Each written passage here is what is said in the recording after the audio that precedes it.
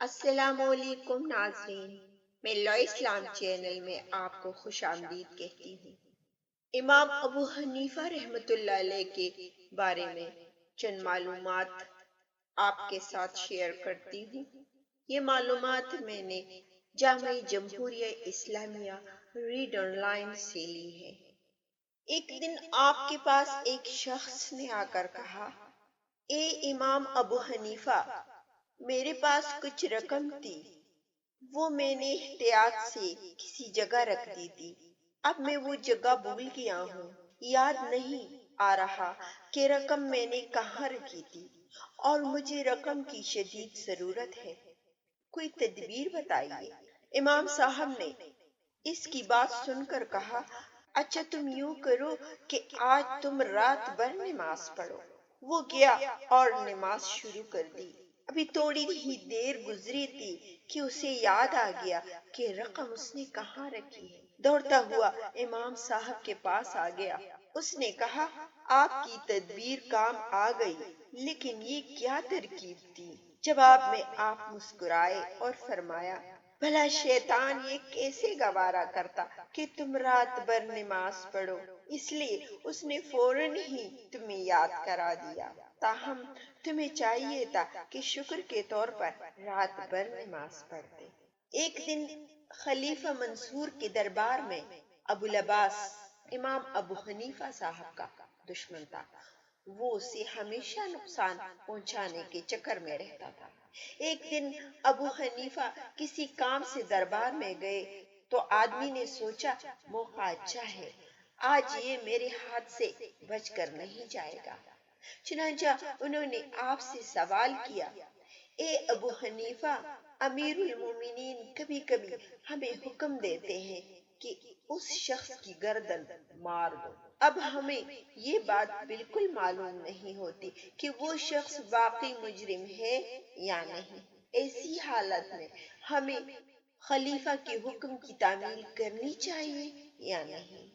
اس کا خیال تھا کہ آپ فوراً کہہ دیں گے کہ اس صورت میں تعمیل نہیں کرنی چاہیے، لہٰذا آپ کا جواب سن کر خلیفہ کو غصہ آ جائے گا اور آپ کو سزا دے گا۔ امام صاحب نے سوال سن کر فرمایا، تمہارے نزدیک خلیفہ کے احکامات حق ہوتے ہیں یا باطل؟ اب منصور کے سامنے کسی کتاب نہ تھی کہ کہتا باطل ہوتے ہیں۔ ابو العباس کو مجبوراً کہنا پڑا، حق ہوتے ہیں۔ اس کا جواب سن کر آپ نے فرمایا، جب خلیفہ کے احکامات حق ہوتے ہیں تو پھر حق کی تفصیل کے بارے میں کیوں پوچھ رہے ہو؟ ابو العباس اپنا سا منہ لے کر رہ گیا۔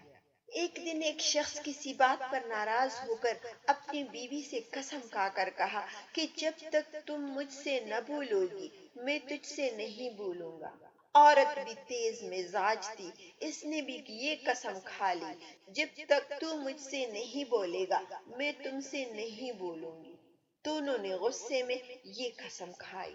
بعد میں دونوں کو پریشانی شروع ہو گئی کہ یہ کیا قسم کھا بیٹھے۔ خاوند امام سفیان نوری کے پاس گیا، ان سے فتویٰ پوچھا۔ انہوں نے فتویٰ دیا، قسم کا کفارہ دینا ہوگا۔ وہ مایوس ہو کر امام ابو حنیفہ رحمۃ اللہ علیہ کے پاس آیا اور مسئلہ بیان کیا۔ آپ نے سن کر فرمایا، جاؤ سکون سے بات کرو، تم دونوں پر کوئی کفارہ نہیں۔ امام سفیان نوری کو جب آپ کے اس فتوے کا علم ہوا تو بہت ناراض ہوئے اور امام صاحب کے پاس جا کر بولے، آپ لوگوں کو بہت غلط فتوے دیتے ہو۔ امام ابو حنیفہ رحمۃ اللہ علیہ نے اس شخص کو بلایا اور اسے فرمایا، تم واقعہ دوبارہ بیان کرو۔ اس نے واقعہ دوبارہ بیان کیا۔ اب امام ابو سفیان نوری رحمۃ اللہ علیہ کی طرف متوجہ ہوئے اور فرمایا، میرا فتویٰ درست تھا، میں اب بھی وہی کہتا ہوں۔ سفیان نوری نے پوچھا، وہ کیسے؟ آپ نے جواب دیا، جب عورت نے شوہر کو مخاطب کر کے وہ الفاظ کہے تو عورت کی طرف سے بولنے کی ابتدا ہو چکی تھی، پھر قسم کہاں رہی؟ امام سفیان نوری رحمۃ اللہ علیہ نے آپ کے فطرے کو بالکل درست تسلیم کیا اور فرمایا آپ کو حقیقت میں جو بات وقت پر سوجی جاتی ہے ہم لوگوں کا وہاں تک خیال بھی نہیں جاتا۔ سبحان اللہ۔